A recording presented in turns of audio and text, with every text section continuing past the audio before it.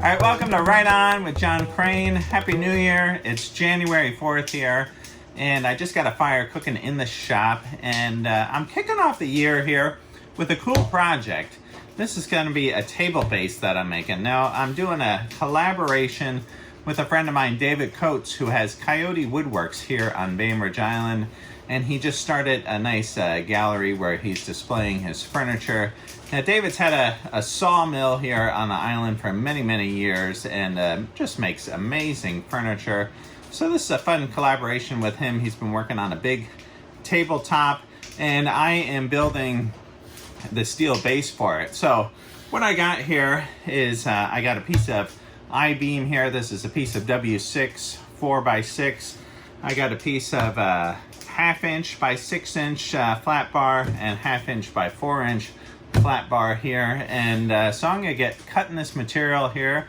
I think you guys are gonna enjoy this episode. This is gonna be really fun. I love these slab tables, so let's get to work.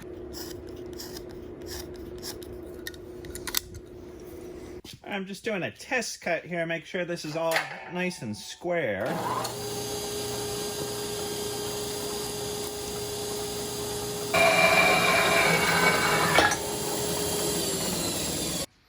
No, it's a tiny, tiny bit out. It's looking pretty darn nice though.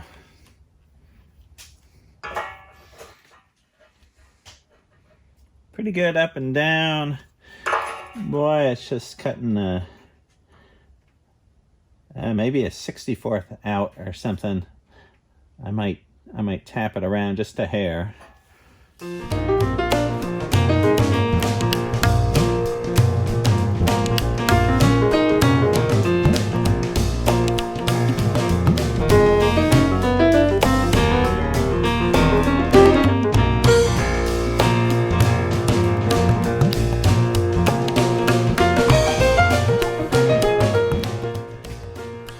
Cut that I-beam at 26.5.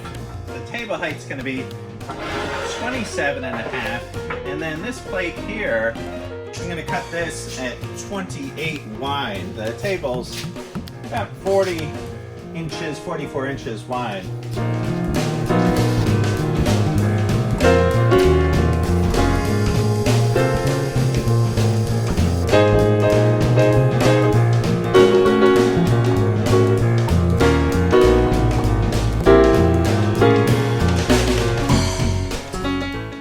That 6-inch plate was the plate that will go on the floor, and this 4-inch stuff right here, this will be the stuff that goes on the underside of the table.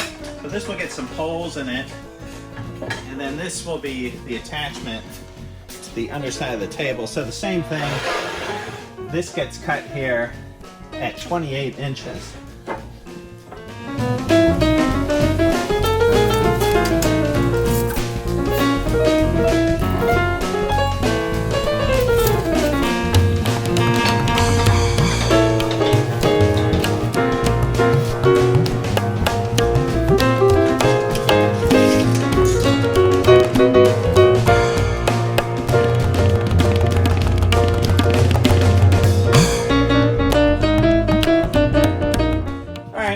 Gonna lightly deburr these parts. I got a worn out 120 grit flapper disc in there, and I'm just gonna lightly touch these edges up.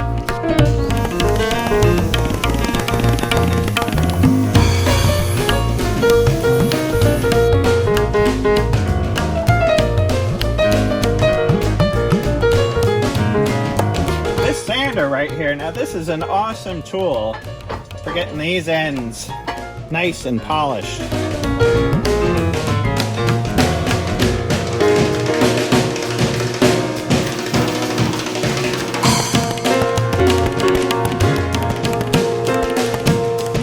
Alright, see how nice that comes out? It comes out nice and square and clean. It's just a great machine for this.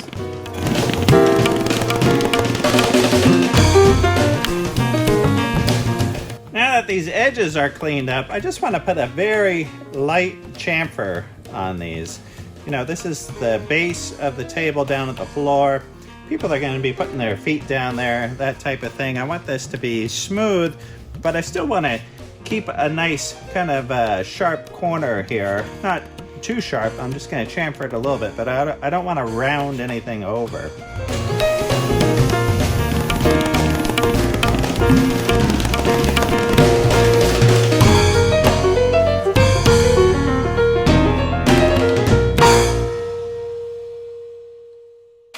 I just like to feel it with my hand there, make sure I got everything nice and smooth, and that feels really good, and it looks really good too. This is what this table is going to look like, this table base, right? We got the two I-beams here. We got an 1.5-inch gap in between these two, and what's going to happen is there's going to be an 1.5-inch stringer here, a trestle piece that will go in between here and run down to the other set of legs here, and then we'll have the tabletop on top here. So before I weld any of this together, I have to drill some holes right through here. So this stringer, right, is going to come through here. And so I'm going to put some holes right through here and right through here. The stringer actually is going to be in the middle of this base here. And then we'll have a couple bolts that will go through that piece of wood right there. Also, what I have to do is put a couple holes in this that will go up into the tabletop itself there. And I'll go over to the Bridgeport, and I'm going to mill some slotted holes, and that will allow for expansion and contraction in the tabletop. So right now I'm going to head over to the mill and drill some holes.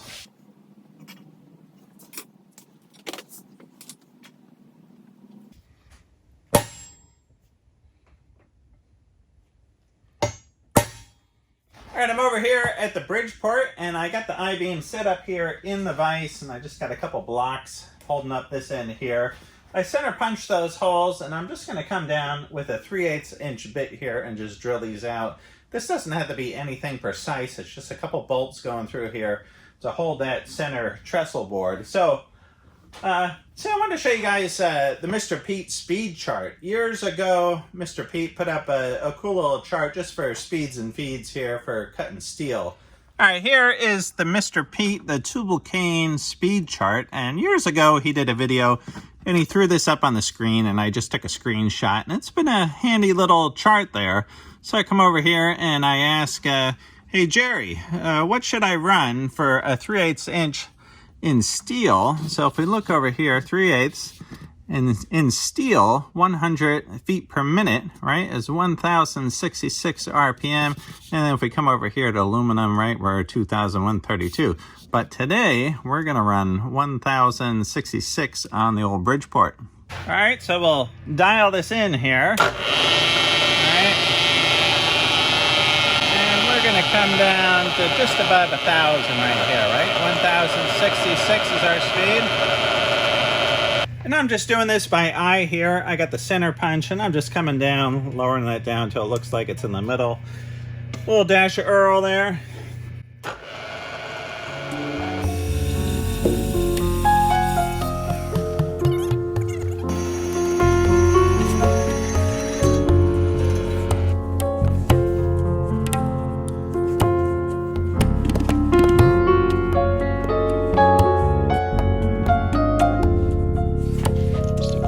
Deburring here of the holes.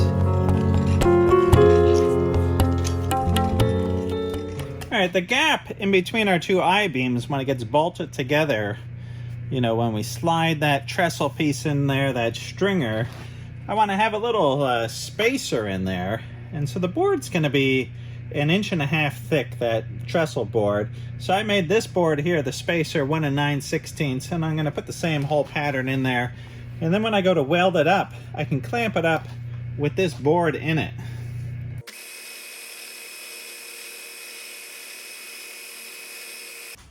All right, if my crazy crackpot calculations are right, this should fit right in here with some 3/8 bolts. Very nice. And then this piece, yeah, exactly, just like that. All right, so I have this 1 9/16 inches.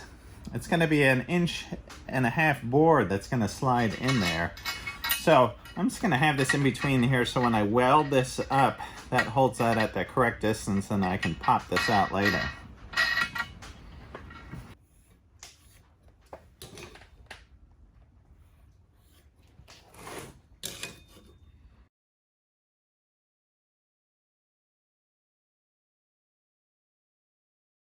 All right, I'm over here at the Bridgeport, and I'm gonna cut 2 slots here on either end of this upper piece here of the table base. But what I'm gonna do first is I got a 1/4 inch bit here. The slots are gonna be a 1/4 inch by 1 inch. So I got a 1/4 inch bit here. I'm gonna drill a hole at either end of the slot, and then I'll come back with this 1/4 inch end mill here and mill out the rest of the slot.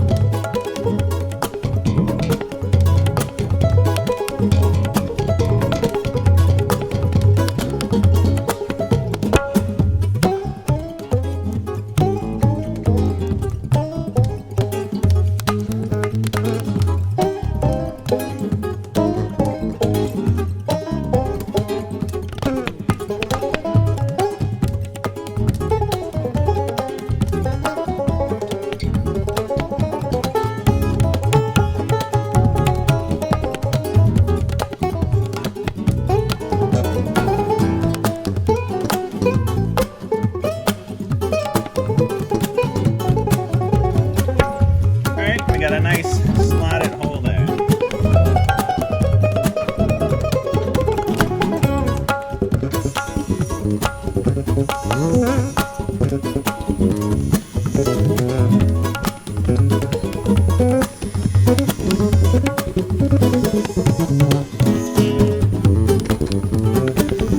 Alright, I'm done with all the machining, the cutting, and the hole drilling.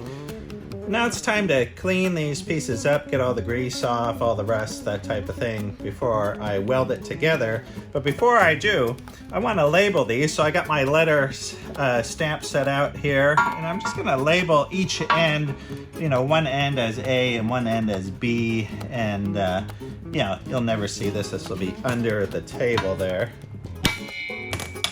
I just picked up a set of these letters from C.H. Hansen a long time ago there.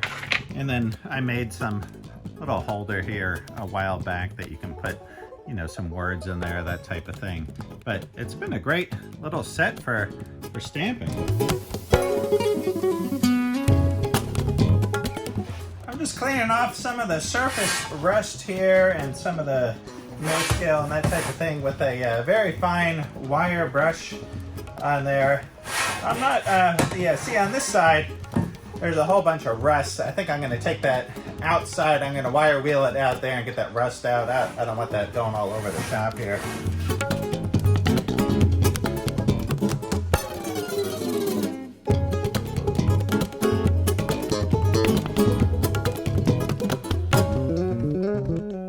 Alright, I wire wheeled all these parts here, and now it's time to clean them up with a little acetone. And I tell you, I love the look of the steel. It's almost like you're looking at a piece of wood, and the grain is coming out, and I really like the patina of this mill scale. And the finish that's going to go on this is just some paste wax. Going to do the Johnson paste wax with a little heat on here, and I really love that look. It just looks great. So I'm going to clean these up with a little acetone, right? Put the gloves on over the dirty hands. So it's nice just to go over this with the acetone, clean it off. I don't want to clean too much off because I really like the look of the steel, and actually even some of this rust in here. I want to capture a little bit of that under the wax and give it that really nice look. All right, I got this set up here on the base, and I put out my spacer in here, and I laid this out here. Now I'm just gonna put some tacks on the bottom, and then I'm gonna flip it over, put some tacks on the top, and then weld the whole thing here together.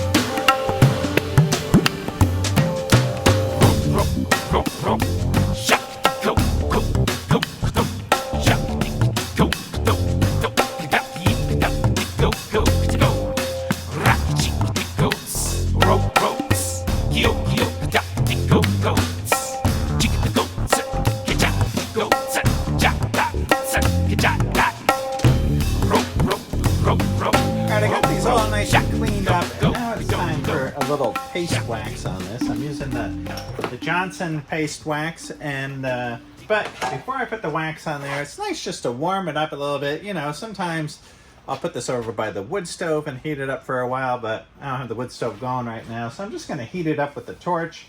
I know I should have a rosebud on here, but the rosebud that I have is not working. So I'm using the cutting torch here, and so here we go.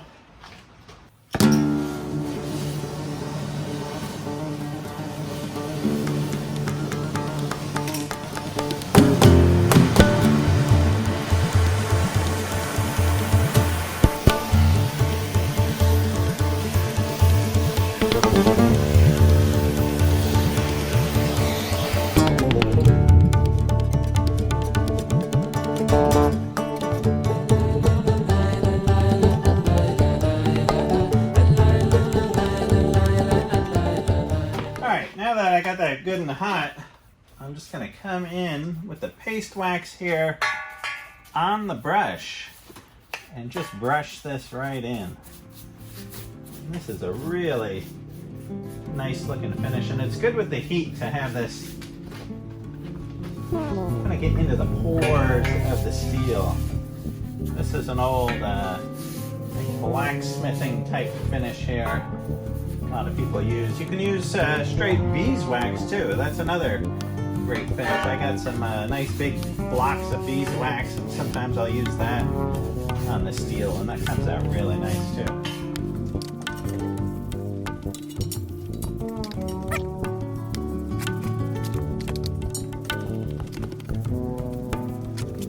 Alright, doesn't that look great? But it's going to come out nice.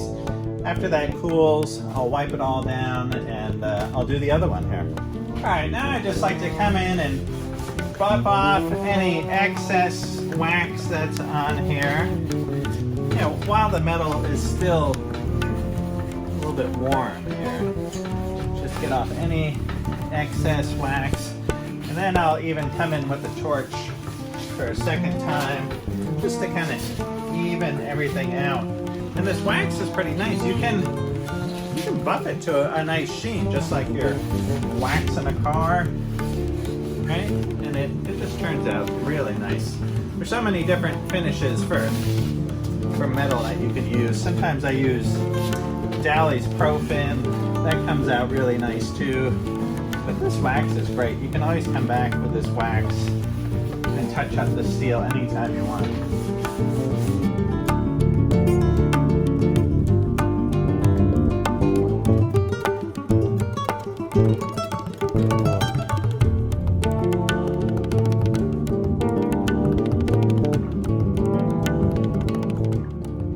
Join me in part 2, where I head over to David Coates's, and I'll work with Adam here on the sawmill, and also work with David and Charlie on the elm live edge slab table. It's going to be a cool episode. You're going to want to check that out. All right, hope you guys are great. Right on.